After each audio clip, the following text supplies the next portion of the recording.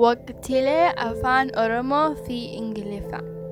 Seasons in Afaan Oromo in English.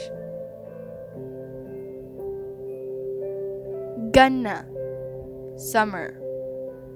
Ganna, summer.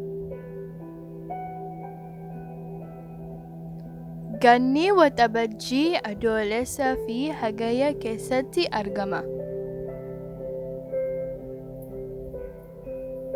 Summer appears in June, July, and August.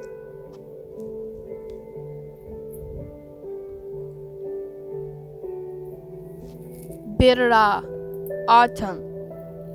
Birra, autumn. Birraan fulbaana, onkololeessa fi sadaasa keessatti argama. Autumn appears in September, October, and November.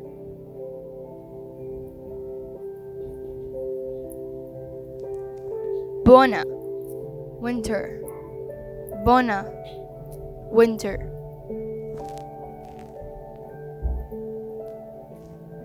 Bonni muddee, ammajjii fi gurraandhala keessatti argama. Winter appears in December, January, and February.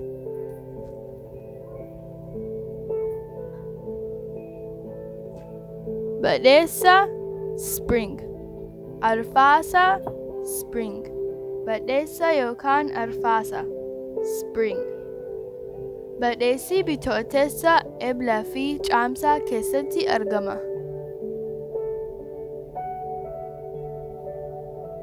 Spring appears in March, April, and May.